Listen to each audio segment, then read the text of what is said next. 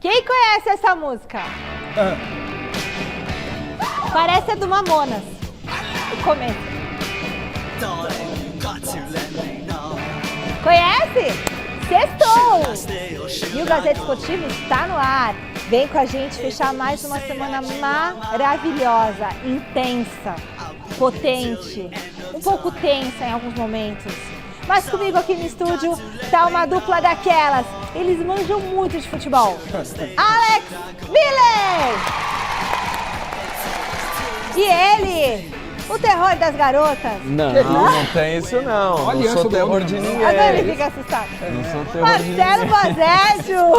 Boa, filho. Meu pai tá de prova aqui. É verdade, bem educado.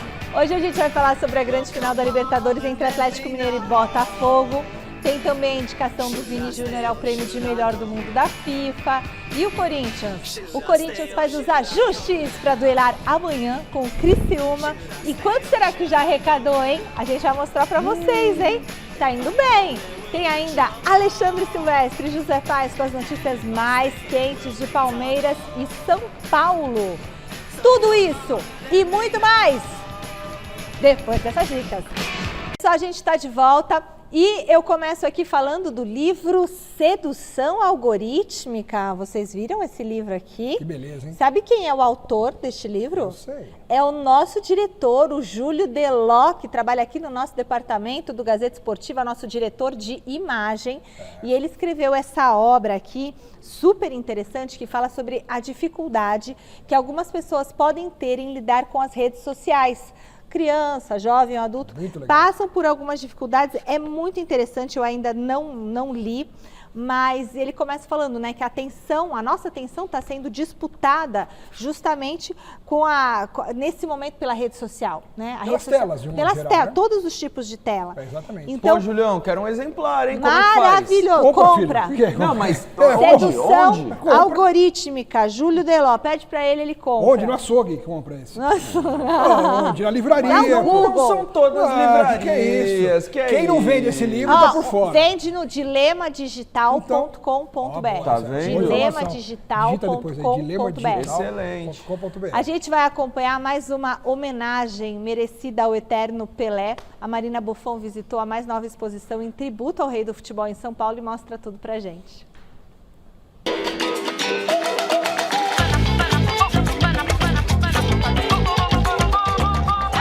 Você já imaginou como foi assistir ao Rei Pelé jogar futebol ao vivo? Ou então ele num ambiente como esse aqui de vestiário do Santos lá atrás? É o que promete entregar a exposição Uma Homenagem ao Rei Pelé, que acaba de chegar na cidade de São Paulo. Ela quer mostrar tudo, quase tudo, porque o armário do rei segue fechado. Mas são 15 ambientes interativos, 2.000 metros quadrados de muita história do futebol. Do passado, do presente e, por que não, do futuro.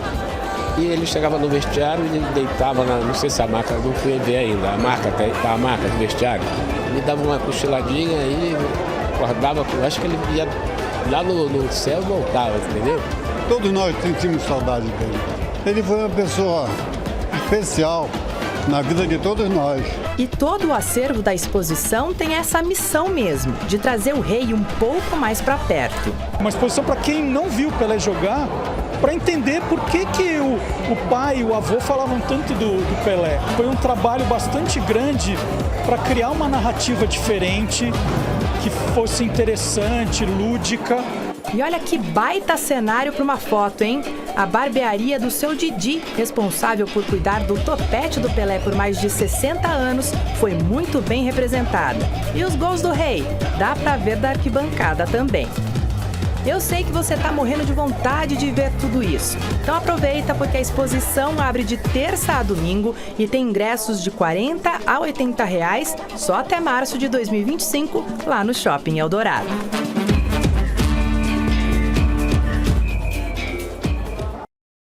Olha, é um belo programa para as férias, né? Então, vocês viram aí, aproveitar esse período agora de férias escolares e fazer os passeios com as crianças. E amanhã, às 5 da tarde, Atlético Mineiro e Botafogo duelam pela grande final da Copa Libertadores no Estádio Monumental de Nunes. As duas equipes estão em Buenos Aires desde quarta-feira em preparação para o duelo. E é claro que a enquete do dia está no clima da decisão. Quem vai ser campeão da Libertadores? Atlético Mineiro ou Botafogo? Para participar da enquete é só entrar no site gazetesportiva.com e deixar a sua opinião. Então a gente já vai pro palpitômetro. Opa, que alegria. Que aqui vocês nem vão votar na enquete, vocês já vão dar o palpite pro jogo. E quem começa é ele, que não conhece essa música. Você já assistiu Footloose ou ainda não? Não. Ixi. É o lançamento agora. Marcelo Bazeggio, começa com você, mas é o do Kevin Bacon, não é o novo. Não. Olha, pra essa final, jogão, mas eu acredito que dá Botafogo 2-0. 2-0 Botafogo 2-0? pro Bazeggio. Muito bem, hein? Pra você, Alex Miller, quem que é o favorito pra final da O Libertadores? favorito é um pouquinho o Botafogo, mas eu acho que tá com cara de empate, assim, sabe? Um jogo bem disputado, meio amarrado, ao mesmo tempo todo mundo com medo de perder. Aí vai lá, um gol aqui, um gol, vai ser 1-1. E aí? Aí nos pênaltis, sei lá, Atlético nos pênaltis, pronto. Sério? É, palpite. Eu também dou palpite, diretor? Sou eu que dou? Meu palpite, 2-1 pro Atlético Mineiro! Vai dar Atlético! Vai dar Atlético! Se quiser comentar mais do jogo, é agora. É agora. Boa. Mas o Atlético deu uma conturbada ali, o Hulk no ambiente. Então, aí e o tal. Luiz Henrique percebeu que o que ele fez naquele jogo pelo Campeonato Brasileiro foi um tiro no pé, né?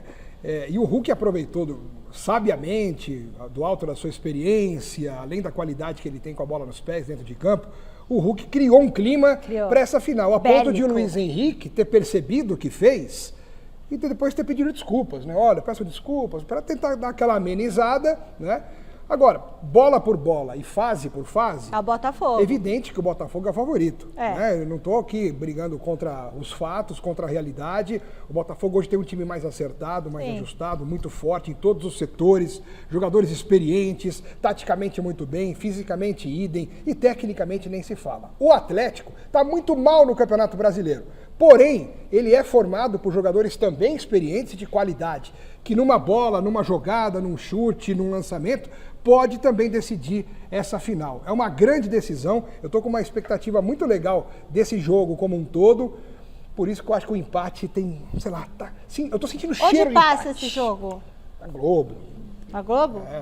Olha, a prévia desse confronto da final da Libertadores serviu unicamente para o Atlético Mineiro desestabilizar o Botafogo de alguma maneira antes da primeira final contra o Palmeiras pelo Campeonato Brasileiro, mas por competência do Botafogo, o time conseguiu vencer em pleno Allianz Parque e isso vai fazer com que o Botafogo entre com muito mais confiança em campo em Buenos Aires no sábado.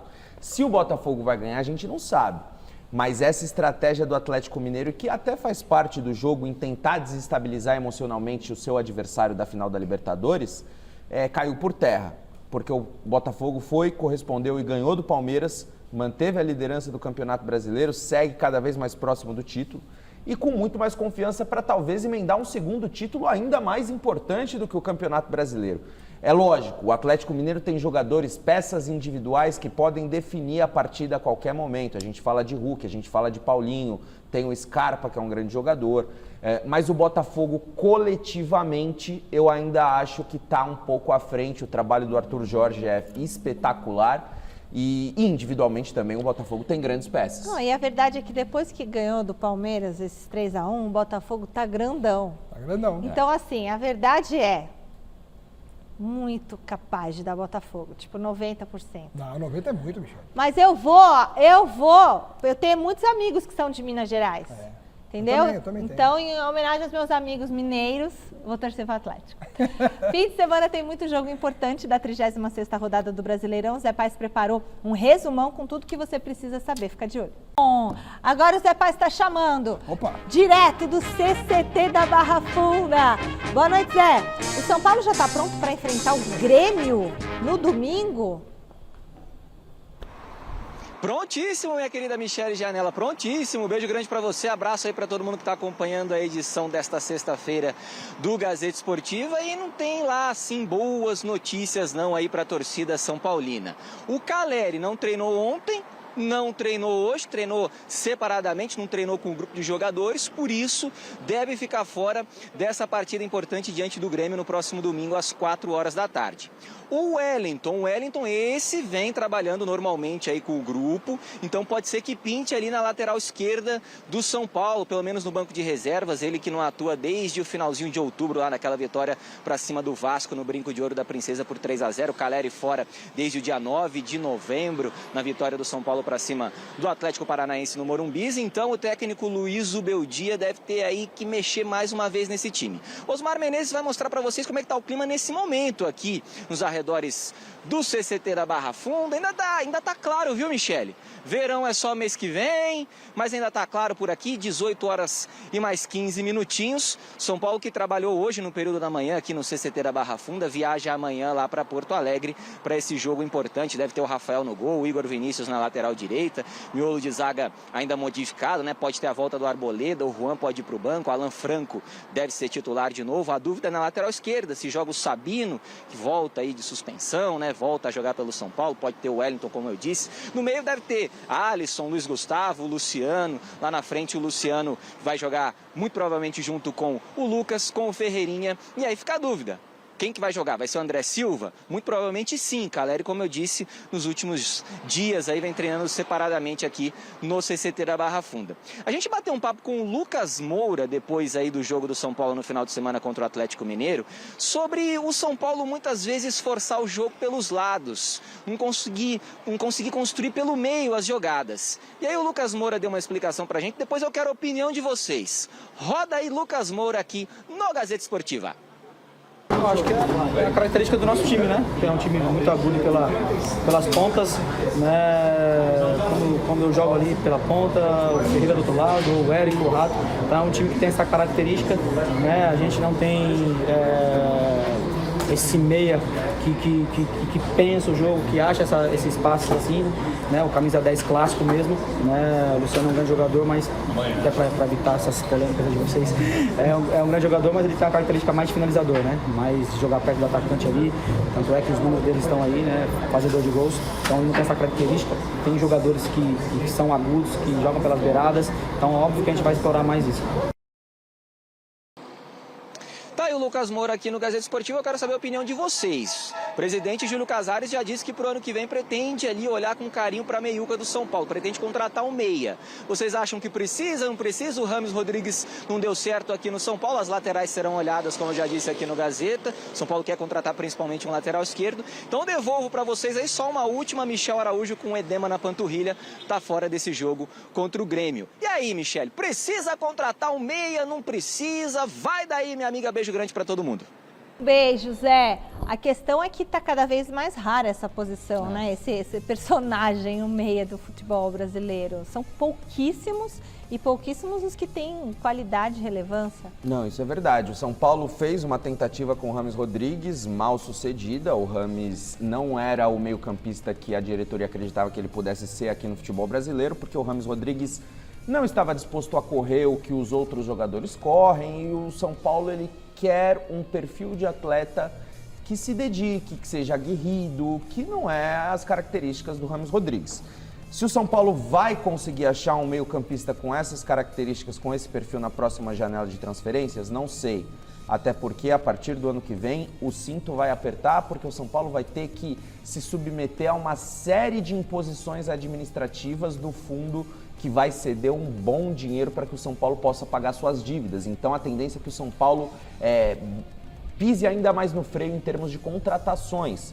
Por isso o clube precisa ser criativo e por isso nem sempre o clube vai ter sucesso na sua procura por determinado atleta. A lateral esquerda é a prioridade número 1, é essa posição que a diretoria já vem mapeando o mercado e vai trazer um jogador. O Wendel do Porto é o favorito, vem tendo conversas. O Jamal Lewis tem empréstimo até junho e até agora não conseguiu convencer. O Wellington vai embora, então a lateral esquerda é muito mais prioritária do que o meio campo. mas a chegada de um meio-campista também seria extremamente importante, até porque ano que vem o São Paulo tem Libertadores e precisa ter um elenco mais versátil e mais criativo. Eu quero saber do Alex Miller se o São Paulo vai ter que então reforçar o elenco, como o Basejo acha que tem que reforçar, eu também acho que tem que reforçar, mas daqui a pouquinho ele fala. O São Paulo com esse elenco, do jeito que tá, para o ano que vem, qual a sua perspectiva, a sua avaliação e precisa mesmo ter um meia? Precisa, né? Acho que todo time precisa de reforços. O São Paulo, até em termos de aproveitamento no Campeonato Brasileiro, conseguiu fazer uma campanha melhor esse ano do que, por exemplo, no ano passado. Só que não é o suficiente, né? A tabela mostra isso. Se fosse suficiente, o São Paulo estaria brigando pelo título. E não está, né? No máximo, ele ainda pode conseguir uma vaga direta para a Libertadores, o que está difícil, né? Teria que ultrapassar aí o Internacional, enfim, vai ser bem complicado. Acho que a realidade do São Paulo é essa mesmo, né? O São Paulo está dentro do que o seu nível de apresentação pode fazer, que é a pré-Libertadores, mas se quiser chegar longe em 2025, se quiser ser protagonista nas competições, ele é no Campeonato Paulista, enfim, mas ou numa Copa que consiga, vai no mata-mata e avançando, mas no Brasileiro a gente consegue medir melhor a qualidade de cada elenco, né? E o São Paulo é isso hoje. Se quiser ser mais ano que vem, é evidente que precisa reforçar, mesmo com as dificuldades imensas que atravessa no aspecto financeiro. E aí cabe a criatividade da diretoria, do marketing, de tentar então, fazer para alguma você, o São Paulo precisa reforçar e para o Basejo também. Em que posição? Meia? A meia, lateral esquerda é o principal. Lateral porque se esquerdo. daqui a pouco alguém passar E lateral em frente... direito também, porque o Rafinha, ele tá disposto a renovar, mas só até o meio do ano, o Rafinha pouco depois do Paulista. Depois eu quero saber Palmeiras e Corinthians e o Santos eu sei que precisa. A FIFA anunciou ontem à noite os 11 finalistas do prêmio de melhor jogador do mundo, conhecido como The Best.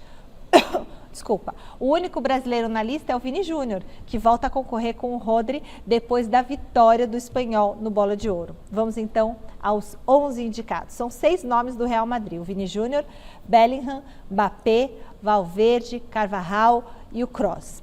2 do Manchester City, Rodri e Haaland. Tem também Messi, do Inter Miami, Lamine Yamal, do Barcelona e o Wirtz, do Bayern Leverkusen. Acho que o Paulo Sérgio vai votar no Wirtz, né? Vai, com certeza. Na premiação feminina, não tem brasileiras entre as 11 indicadas, a melhor da temporada, mas isso não quer dizer que o Brasil está fora da festa, né? Porque a partir desse ano, a FIFA passa a homenagear a autora do gol mais bonito com o prêmio Marta. E a própria brasileira, eu tô engasgada, tá entre as concorrentes. Legal, né? Muito legal, muito legal, muito legal. E a Marta, por tudo que ela construiu na carreira dela, por tudo que ela construiu na vida, acho que toda homenagem é justa, é bem-vinda, e ter o nome dela para um troféu, né, para um prêmio, poxa vida, é uma honra, né? The Best, né? Agora, que é um absurdo o Lionel Messi estar entre os 11 indicados, né? Por quê? Jogando no Inter Miami, dos Estados Unidos, Sim, nível de competitividade lá embaixo. Tá com o nome. O que ele tem feito para estar ali? Pois é verdade, você tem razão. Né? Você tem razão. Ele é o Messi, ué. Ah. Quem você vota? Cara, essa geração aí também é tudo mais ou menos parecido, né? A gente tende a falar do Vini Júnior porque é brasileiro. Pera, quando que é a votação? Quando é? Ainda não tem? Não tem Quando essa que vai data, ser? né? Quando... Ô, Fini, sabe o que a gente podia fazer, diretor? Um resta um, né? Vamos fazer um resta um semana que vem? Legal isso aí. Legal, hein? Porque eu tenho minhas dúvidas, quem que eu vou votar, não Isso é aí, assim? cara. O meu resta um vai restar o Vinícius Júnior, porque se ele não ganhou a bola de ouro, que pra mim foi um absurdo, pelo menos o prêmio The Best ele tem que ganhar pra ter uma espécie de reparação. Porque o que ele jogou, Talvez, desculpa, muito mais do que o Rodri. Talvez seja muito o que mais vai decisivo. acontecer mesmo, né? Não tem data ainda para acontecer, mas nesse prêmio entra voto do público, entra voto dos capitães, entra voto dos treinadores das seleções e entra voto dos jornalistas também, da mídia. Mas em Então, tese o público tem maior quantidade, né? Então, talvez, não sei se tem peso diferente. O na peso é votação. igual, a FIFA diz. Então, pronto. Vamos ver. Bom, se restar um, semana que vem vai ser bom. Amanhã tem Corinthians em campo pelo Brasileirão contra o Criciúma. Salazar, qual o panorama da busca do Timão pela Libertadores? Boa noite. Fala, Michele, boa noite para todo mundo que está assistindo o Gazeta Esportiva. Pois é, o Corinthians vai pegar o Criciúma amanhã em Santa Catarina, a partida das 7h30 da noite pelo Campeonato Brasileiro. Mais uma oportunidade do Corinthians tentar alcançar o G7. O Corinthians segue nessa briga aí por uma vaga na Copa Libertadores da América e automaticamente, se vier a vaga na Libertadores, vem também a vaga na Copa do Brasil. E o Timão deve ir a campo dessa maneira aí, ó, campeão na tela. Hugo Souza no gol. A linha de zaga com Mateuzinho, André Ramalho, Gustavo Henrique e Matheus Bidu.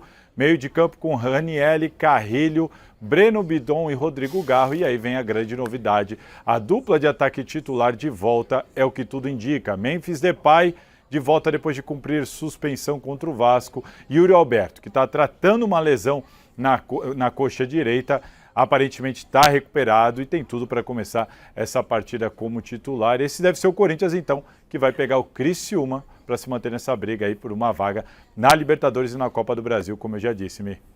Obrigada, Salazar. Eu acho que tem que ganhar de qualquer jeito o Corinthians do Criciúma. Pra agora, olha que legal, agora é pra cima, né? Pra cima. Pra ir pra Libertadores. Pra cima, e acho que desse time aí que o Salazar trouxe a informação, é o que hoje o Corinthians tem de melhor mesmo. Não vejo aí uma alteração que precise ser feita para colocar o Corinthians mais forte em campo. Antigamente a gente falava, pô, mas e o Fagner, né, lateral direito? Não, o Mateuzinho melhorou, progrediu e já ultrapassou o atual momento do Fagner, e do meio para frente é isso aí, é um time que vem crescendo. Fisicamente o Memphis está melhorando, desde a chegada dele o Corinthians alavancou aí no Campeonato Brasileiro, né? Já são 6 vitórias seguidas, só não são 7 porque o Inter de Porto Alegre achou um gol no finalzinho, né? O Química Arena empatou o jogo com o Corinthians. O Inter, que é o melhor time do segundo turno do campeonato, mais do que o Botafogo, inclusive, em pontos ganhos, é o líder do retorno. Então o Corinthians nesse jogo, se ele mantiver o que vem fazendo, né? Mantiver essa toada aí de jogar, de se impor e de se estabelecer dentro de campo, mesmo jogando em Criciúma, o que naquelas projeções de uns 2, 3 meses atrás a gente colocava como quase uma derrota certa, sim, na briga contra o rebaixamento, hoje, você vê como são as coisas e como elas mudam, né? Não é nenhum confronto direto. Não hoje. é mais, imagina. Não. Hoje cada um, o Criciúma continua brigando contra o rebaixamento e o Corinthians brigando por uma vaga na Libertadores. Na pré-Libertadores. Pois é, mas é a Libertadores em si, mas já né? é Libertadores. Sim, claro que é. Então, eu acho que o Corinthians tem tudo para ganhar esse jogo e vai ganhar. Vai ser 2-1 pro Corinthians. Pronto, não tem palpite. Não tem palpitômetro, mas eu dou meu palpite. Retorno importantíssimo do Memphis e do Yuri Alberto, as duas referências técnicas do elenco, né? Vem fazendo a diferença, essa dupla de ataque. Eu ainda gostaria de ver um time um pouco mais versátil, com mais variações táticas, mas eu entendo o momento do Corinthians, não é o momento para testar. Vai inventar nada, Basete, tá tudo no bem. que vem dando certo. Pois é. Agora, eu vejo ainda com certo receio essa partida contra o Criciúma. Primeiro porque o Criciúma está desesperado, precisa da vitória para sair da zona de rebaixamento ou seguir ali na luta, seguir vivo pela permanência na Série A.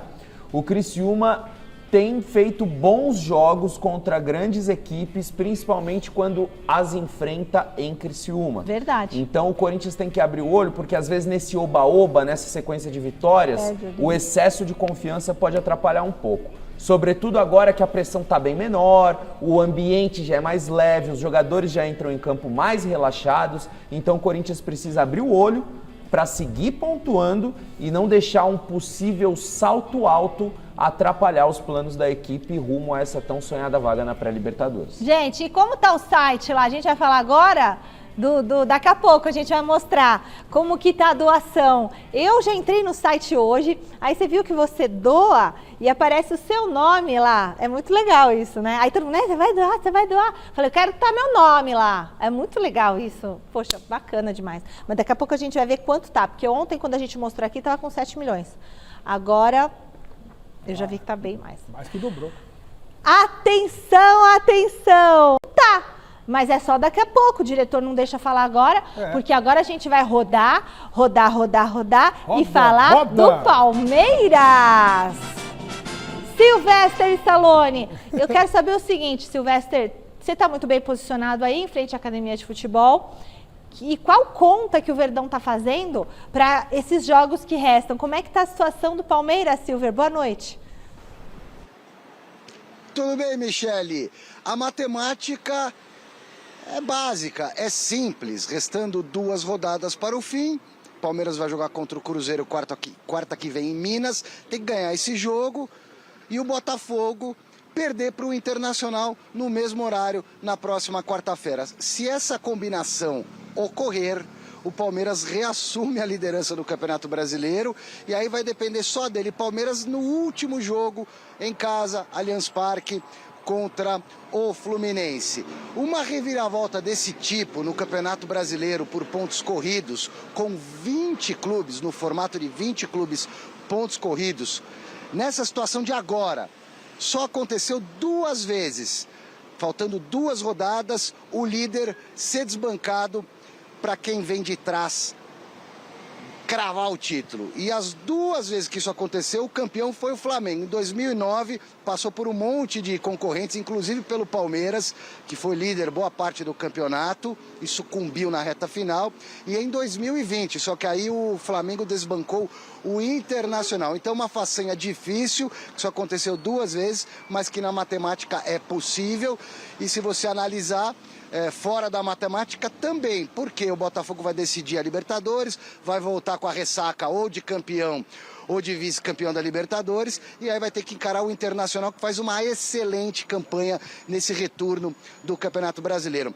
O Abel Ferreira se reapresentou junto com os jogadores hoje pela manhã para os treinamentos. Eu vou falar do time daqui a pouquinho, mas tivemos uma visita ilustre durante essa reapresentação, porque Big Phil, o Felipão, Luiz Felipe Scolari, fez uma visitinha surpresa aqui na academia hoje cedo, para abraçar os jogadores, trocar uma ideia com o Abel, dar apoio moral para o time que está nessa luta aí pelo tricampeonato brasileiro. Eu confabulei à tarde com o Alex Miller, que está na bancada, a respeito do Felipão, que se aposentou, voltou, não deu muito certo. Eu acho que o Felipão também já deu o que tinha que dar, né, com todo respeito, deve estar de saco cheio também de ser técnico, mas por que não, já que a Leila quer melhorar a gestão, inclusive do futebol, de repente um cargo para o Felipão ali de coordenador técnico, não seria bacana? Ele se dá bem com a diretoria, ele foi técnico do Abel, ele gosta do Abel e vice-versa, se dá bem também com os jogadores, poderia ter uma função aqui de fazer aquele elo entre a diretoria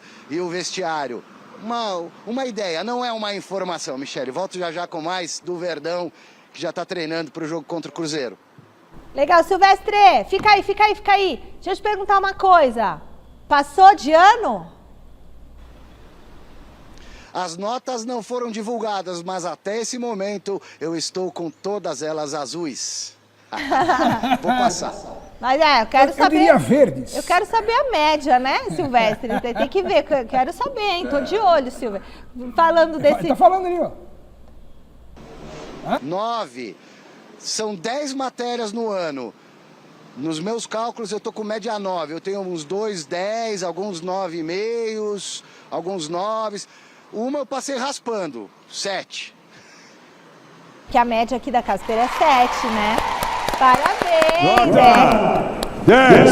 Silvestre é nota 10, Faculdade Casper Libero. Aliás, se você não fez o seu vestibular, acho que acabou a inscrição. Mas liga aqui na faculdade para se informar. Não perca a oportunidade. Fica sempre de olho que a gente vai dando as informações aqui no Gazeta Esportiva. Palmeiras. Michele, essa informação que o Silvestre trouxe, de fato a gente conversou durante a tarde sobre isso, né? O Felipão de novo visitou a academia de futebol. Parece que é quase que uma parada obrigatória quando ele vem a São Paulo. Dar uma passadinha ali na Marquês de São Vicente, entrar na academia de futebol do Palmeiras e conversar com as pessoas. Deve trazer muita sensação, né? Boa.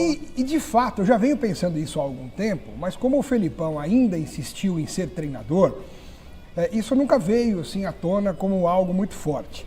Mas eu já, assim, até por essa forma como ele é recebido no Palmeiras, no clube, na academia, ele tem bom trânsito com todo mundo, eu acho que cairia como uma luva o Felipão fazer parte do Palmeiras como se fosse o Muricy do São Paulo. Um diretor o que o Muricy Ramalho faz no São Paulo não é diretor de futebol que vai negociar, que vai contratar, não. O Muricy não faz isso no São Paulo. O que ele faz?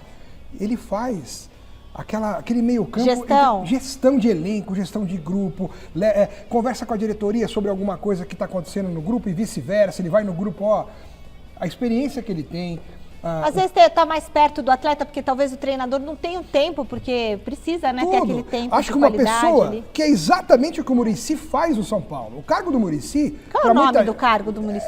Coordenador técnico. Então, ele podia ser um Então, coordenador é coordenador técnico. O que é coordenador técnico? Que trabalha com a parte interna dos jogadores e faz ali Ele coordena a tecnicamente. gestão de grupo, conversa com o técnico, troca ideia com o treinador também, conversa com os jogadores sobre questões de campo, questões de fora de campo também, de relacionamento interno. É um cara que tem tudo na mão, tem experiência, é vencedor, tem carisma, tem muita identidade com o clube. Seria uma peça ideal. Se dá bem com a Abel. Então, e até com a Leila, quando ele vai lá, a Leila recebe. Leila. Então, se a Leila de verdade gosta do Palmeiras como ela fala, por que ela não pensa em coisas legais para acrescentar para o time do Palmeiras? Então, eu acho que seria uma grande sacada da presidente Leila Pereira se convidasse pelo menos o Felipão a fazer parte dessa estrutura do Palmeiras. Escuta o que o Alex está falando, que eu acho que ele tem razão. Fala, Basejo. Não, eu concordo. O Felipão tem total capacidade para exercer um cargo semelhante ao do Muricy Ramalho no São Paulo. É óbvio que o Abel Ferreira ele tem costas largas o suficiente para não precisar ter que correr para o Felipão e falar, o que você acha? Será que eu vou por esse caminho? Acho que ele não ia querer. E eu acho que nem o Felipão iria se intrometer no trabalho do Abel Ferreira, porque não precisa. O Abel Ferreira já se provou, na minha opinião, o maior técnico da história do Palmeiras. Mas o Felipão, com a sua experiência e com a sua história dentro do Palmeiras, pode agregar bastante no ambiente. Pode fazer, como o Alex Miller falou, essa ponte entre elenco e diretoria. Pode dar o seu pitaco, a sua opinião sobre quais são as lacunas do elenco do Palmeiras, já pensando na montagem do elenco do ano que vem. Ele pode participar de reuniões para discutir procedimentos de treinamento, para discutir contratações, para discutir uma série de coisas. Então, eu acho que o Felipão seria uma figura super bem-vinda e agregaria, sim, no ambiente do Palmeiras, que é chamado até de família Palmeiras. Se o Palmeiras é, de fato, uma família, com certeza essa família tem espaço para o Felipão na mesa. Mas peraí, que também vai custar. A tia não vai também ficar falando, peraí, calma, deixa eu fazer duas perguntas. Se o Felipão vai custar, então vamos fechar o porta dos clubes e vamos cuidar da piscina, melhor. Bom, mas eu tô pensando no dinheiro. Então. Seguinte, primeiro eu quero saber do Basejo. Vocês não acham que o Felipão, pro Abel não seria uma sombra, mas porventura se chegar um outro treinador, não seria uma sombra ter o Felipão ali? Não. Então, mas aí... mas peraí, você já responde isso. E pro Alex, eu vou deixar a seguinte pergunta. Alex, quais são as chances do Palmeiras ser campeão brasileiro? Quero saber da tua perspectiva, tá bom? Mas daqui a pouquinho. Antes, Marcelo Basejo, primeiro, o Felipão não é uma super sombra para um eventual... Pro Abel, acho que... Pro Abel, não. Para um outro treinador que venha treinar ou não? Não, e aí foi o que eu disse. Porque o Muricy pro Abel não haveria esse problema, nem essa suspeita. A gente sequer cogitaria esse tipo de atitude por parte do Felipão. Agora, se sai o Abel e entra um outro treinador que seja uma aposta, não seja um nome já consolidado no mercado, eu acho que na primeira sequência de 2, 3 jogos sem vitória, o Felipão já vai se sentir no lugar dele de dar um pitaco, falar o que você acha de ir por esse caminho.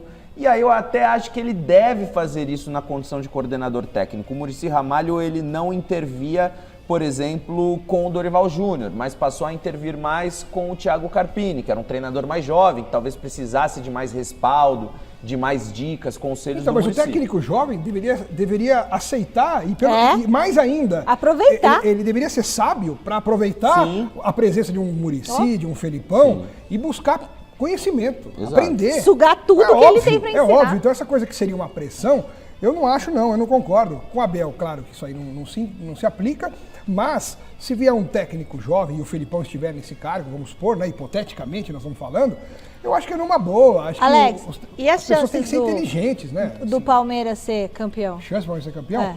Claro que as chances diminuíram muito, mas em condições até mais adversas do que essa, eu continuei mantendo a minha opinião dada. Você mantém. Uns 3 meses atrás, de que o Palmeiras seria campeão. E se o Palmeiras perder?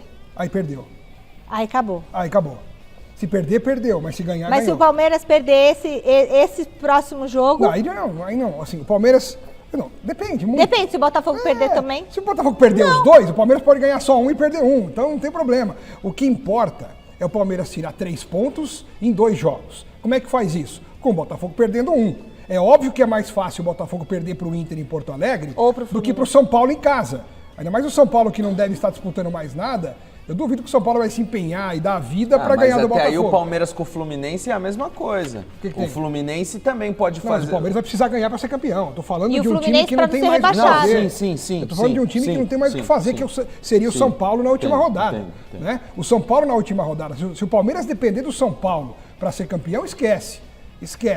Né? Agora, se o Inter ganhar do Botafogo, o que é muito plausível... E o Botafogo depender do Fluminense... Também esquece. E o Palmeiras ganhar do Cruzeiro em Belo Horizonte, eu acho que é mais difícil o Palmeiras ganhar do Cruzeiro em BH do que o Internacional ganhar do Botafogo no Beira-Rio. Agora, se acontecer essa combinação, que eu acho possível, acho que o Palmeiras é favorito contra o Cruzeiro, mesmo com o jogo ser em Belo Horizonte. O Cruzeiro do Diniz está muito mal, ganhou só um jogo no Campeonato Brasileiro desde que o Fernando Diniz chegou. Então o Cruzeiro vem muito mal, a torcida está pegando no pé, a diretoria está fazendo muitos esforços para contratar novos jogadores para o ano que vem, inclusive o Dudu do Palmeiras vai jogar no Cruzeiro ano que vem. E, assim, se o Palmeiras quiser ser campeão, tem que ir para cima e ganhar o jogo e torcer para o Inter ganhar do Botafogo também. Peraí, o Dudu vai pro Cruzeiro? Vai pro Cruzeiro. Bom, como é que é? O Dudu vai pro Cruzeiro. Vai mesmo? Vai. Eita! E essa informação já está pipocando, inclusive... Dudu vai pro Cruzeiro? Essa informação já está pipocando em Belo Horizonte também. A grande questão é de que maneira que a torcida do Cruzeiro vai receber o Dudu, porque no meio do ano ele não foi. O Cruzeiro chegou a anunciar o Dudu como reforço, ele deu para trás na última hora, aí ele ficou mal com as duas torcidas, com a do Palmeiras, que não gostou que ele quase foi pro Cruzeiro, e com a do Cruzeiro, que anunciou a contratação dele, ele acabou ficando.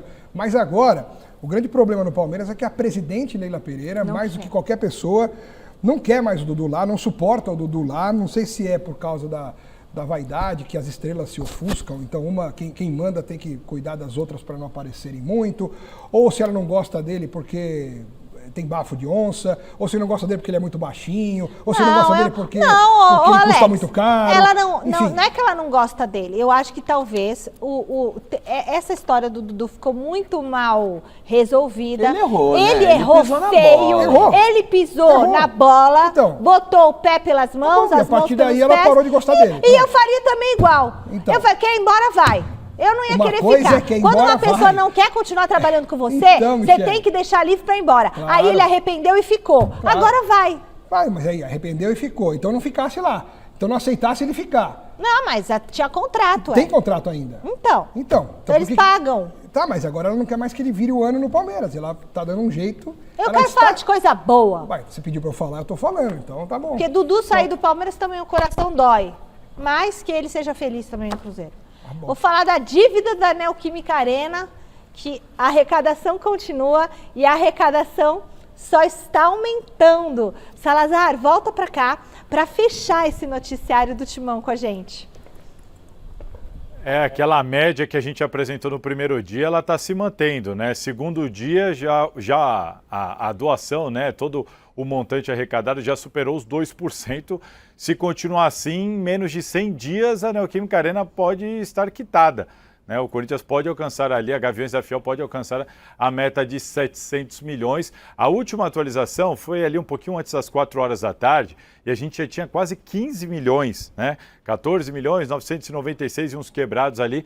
A próxima atualização do site vai acontecer às 8 horas da noite, então já vai superar esses 15 milhões aí de reais arrecadados nas primeiras 48 horas. É muito dinheiro e eu quero lembrar aqui que o Corinthians tem o contrato com a Ipera-Pharma sobre o Name Rights, que significa ali na casa de 20 milhões de reais por ano, ou seja, nem precisa, em tese, ser 700 milhões para conseguir quitar essa arena. Se continuar nesse ritmo, em 3 meses aí, a torcida do Corinthians quita a Neoquímica Arena, Michele. E sobre a reunião do impeachment, marcada para segunda-feira, assim como a gente informou em primeira mão, hoje aconteceu uma reunião dos representantes do Conselho Deliberativo, da diretoria do Corinthians, da Polícia Militar, da CET, enfim, de todos os envolvidos na segurança desse evento de segunda-feira. teve essa reunião e a conclusão dessa reunião é de que cada um ali assumindo as suas partes, as suas competências, a reunião foi confirmada, inclusive em nota oficial emitida pelo Romeu Tuma Júnior, presidente do Conselho Deliberativo. Então, se não tiver nenhuma intercorrência neste final de semana, não sei, vai que a diretoria do Corinthians tente judicializar, tentar de alguma maneira frear essa votação de segunda-feira. Se nada desse tipo de coisa acontecer, segunda-feira, a partir das 19 horas da noite, os 300 conselheiros do Corinthians vão votar pelo afastamento ou não do presidente Augusto Melo. Tá certo, Mi? Tá certo, Salazar. E sabe o que eu acho bom dessa situação? Para terminar, né, essa novela. Bom, ou continua, né? Porque ou termina, porque não tem impeachment, não vai ter nem a votação, ou vai ter uma votação com os sócios, e aí não sei quando que vai ser essa votação, mas fica essa situação, né? E aí a gente pelo menos tem uma decisão. Agora, quase 15 milhões em 2 dias, 14 milhões. 10 dias, se bobear, se continuar assim, 140 milhões. Não, a tendência é que em 3 meses totalize os 700 milhões e manter esse ritmo. Vai, Corinthians! Olha lá! É. Podia ficar rodando o reloginho, né? Esse 14, tipo um postômetro. Postômetro. Eu adoro. 14 aí 20 centavos, 380. Bom, eu acho, Valo, que você não gosta muito dessa iniciativa, Não gosto, né? não é porque é o Corinthians, nada Não, disso. sei. Eu acho que é uma situação assim meio cômoda pro clube e assim, pô, a torcida, paga aí, vai. Eu não tive competência para pagar. Mas quem quis fazer isso foi a torcida. Eu sei, porque eu entendo, Michele. Todo mundo quer ajudar. Eu não sei, acho que é porque eu vivo num país que tem tantas dificuldades e as pessoas que estão em minha volta têm tantas dificuldades. Sim. Que eu tenho conversado com motoristas de ônibus, cobradores, gente no metrô que vem falar comigo, no trem, pessoas que a gente sabe que vivem apertadas, que vivem em dificuldade, que estão dando R$100, R$200, às vezes tirando coisas do filho, da casa, porque eu amo Corinthians. Acho que uma coisa você tem que ter... não sei, Michele, falta noção das pessoas, falta um pouco de discernimento, de separar paixão com realidade, com vida, com família, com prioridades, com foco. É legal, esse cara é chato, o cara mala, deixa eu que eu vou dar meu dinheiro. Então, todo mundo tem o direito de fazer o que quiser com o seu dinheiro. Se você quiser pegar seu salário mínimo, 2 salários, 3 salários, quanto for, rasgar o dinheiro, queimar, gastar em bebida, gastar em comida, gastar em viagem, faz o que você quiser, inclusive dá dinheiro pro Corinthians.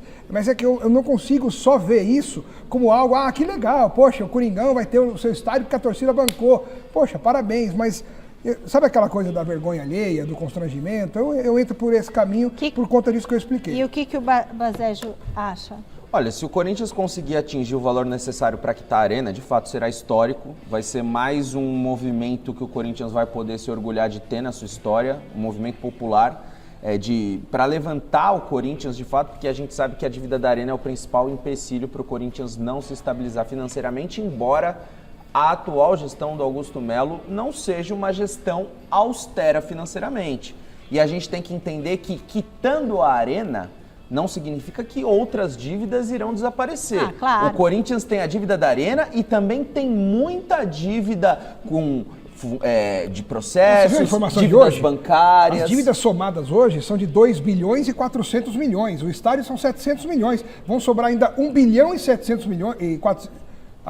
não sou de exatas, sou de humanas, mas é isso. 700 milhões de estádio e 2 bilhões e 400 do geral. Tem dívida. Mas o que eu estou dizendo é assim, porque aqui no Brasil pode ficar fazendo dívida. É importante esse movimento, vai ser bacana se a torcida do Corinthians conseguir quitar o estádio do Corinthians. Mas também tem que entender que o mesmo torcedor que está engajado para doar nessa campanha, ele também tem que estar engajado para fiscalizar os movimentos financeiros do Corinthians, que são bem questionáveis. Eu acho que o pessoal só está doando esse dinheiro porque está caindo direto na conta da Caixa. E aí já está lá, imagina se põe para render esses 14 milhões, em 2, 3 dias já rende muitas centenas de milhares de reais. Eu não sei se eles vão fazer isso, mas assim, porque está no banco para onde o Corinthians deve. Agora, as outras questões financeiras, tem muita questão de má gestão, de outras gestões, inclusive, que vão sobrando na conta de quem está no poder, é complicado. E aí eu não acho que o torcedor tem que ficar pagando... aliás, deveria ter responsabilidade todo dirigente que fica fazendo dívida e depois não consegue pagar a dívida. Bom, como chama isso na política? Como chama isso na política, gente? Quando você faz dívida? Vai deixando o problema pro próximo? Pro próximo, não pode. Tem um negócio, depois eu vou lembrar. Vai dar o resultado da enquete, quem vai ser campeão da Libertadores? E a maioria respondeu que vai dar Botafogo, 77% dos votos. Merece, né, o Botafogo, puxa vida. Tem mais Silvestre na academia de futebol. Silveiro, o que o Verdão vai ter de mudanças para a sequência do Brasileirão? Vai ter mudança? Opa. Certamente, Michele, quem acabou de deixar as dependências da academia de futebol em seu Jeep blindado, a titia Leila Pereira, agora de Jeep branco, porque o verdinho dela foi um presente para a Abel Ferreira, era o Jeep que ela costumava usar, uma das carangas da titia Leila, que é uma das mulheres mais ricas, se não a mais rica do nosso país. Bom, vamos falar do time do Abel Ferreira dentro de campo, porque o Abel tem já de cara 2 problemas para o jogo contra o Cruzeiro, semana que vem, em Minas, 9h30, quarta-feira, há 2 rodadas do fim do Campeonato Brasileiro, Palmeiras 3 pontos atrás do Botafogo. Marcos Rocha caiu no conto da carochinha do Igor Jesus e tomou um cartão vermelho, está expulso. Eu não teria dado aquele vermelho, para mim foi um entreveiro ali e tal, o amarelo estava de bom tamanho. Mas hoje em dia com o VAR, tudo tão preciso e delicado, não pode nada, né? Nenhum chega para lá, o Marcos Rocha deu mole, né? Vamos falar a verdade. Eu não expulsaria, mas ele deixou o bumbum na janela e tomou o cartão vermelho. Então tá fora o Marcos Rocha e também está fora o Gustavo Gomes, que estava pendurado, tomou o 3º amarelo. Então o Abel já de cara não vai ter o lateral direito, nem o xerifão da zaga. Imagino eu que na direita entre o Mike e que na zaga volte o Murilo, que ficou no banco na última partida, ainda se recuperando de dores musculares, aparentemente está recuperado, mas o Abel preferiu manter no time o Vitor Reis, que aliás falou hoje à TV Palmeiras depois do treinamento, ou durante o treinamento, ou talvez antes do treinamento, a respeito ainda das chances do Palmeiras e de como o ano tem acontecido para ele, Vitor Reis. Fala aí, garoto. Acho que é isso, é força total, né? 2 jogos, 2 finais. Acho que a gente nunca pode duvidar desse elenco do Palmeiras. Eles já mostraram várias vezes que pode. Então, enquanto houver a possibilidade, a gente vai lutar até o fim e pra cima. É uma equipe muito qualificada, muito forte também, dentro da casa deles. A gente tem que ir lá com foco, concentração, não tem que fazer e tentar levar os 3 pontos. Eu penso muito nisso, eu quero coroar esse ano maravilhoso que foi pra mim, né? Com o título, com esse elenco aí, porque eu quero que seja um ano maravilhoso pra mim. E é isso, eu luto, eu trabalho todo dia pra que esse troféu possa vir pra gente aí. A pedido do diretor Fini, recebi, matei no peito, ajeitei. É com você, Michele, bom final de semana, beijo. Valeu, Silver, valeu, beijo. Olha, a Luciana Magalhães aqui do Jornal da Gazeta, Laerte Vieira, estava me falando da responsabilidade fiscal, né? Tem até a lei, né? Então, os clubes deveriam ter essa responsabilidade também financeira da gestão. Bom, desculpa, agora Palmeiras. E se tratando de futebol, tem Papai Noel, Coelhinho da Páscoa, tem um monte de coisa. Tem até isso Saci, Saci eu conheço. Pererê. Eu já vi um Saci. No futebol não tem lei. Futebol é um negócio meio maluco. Eu já vi. Então tá. Bom, então, e o Vitor Reis falou, aí o Palmeiras tem essas mudanças, Marcos Rocha foi infantil, tem 36 anos, mas parecia que tinha 17. Marcos Rocha foi muito e o Gomes tomou o 3º amarelo, então o Murilo volta, ainda bem, o Murilo é muito bom zagueiro, e o Mike deve jogar na direita, no mais o Abel pode colocar quem ele quiser, né? E só tomara que ele pense melhor pro ataque, porque tá precisando ter um poder ofensivo melhor, o Rony não está acertando, o Felipe Anderson também não. Foi sem querer. O Felipe Anderson também não. Então é bom ele dar uma mexida para ver se reage. Mazégio. Concordo com tudo que o Alex disse. É uma pena o Gustavo Gomes e o Marcos Rocha ficarem de fora, mas o Palmeiras tem elenco suficiente para contornar essas ausências. Pelo menos para ganhar do Cruzeiro. Né? Domingo, mesa redonda Futebol Debate com o xerifão Osmar Garrafa comandando o programa e o nosso convidado André Hernan. Olha que legal, grande jornalista, muitas notícias para vocês. O Garrafa vai estar elegante. Beijo, Bazégio, beijo, Alex, beijo para vocês. Fique agora com o Jornal da Gazeta. Tchau.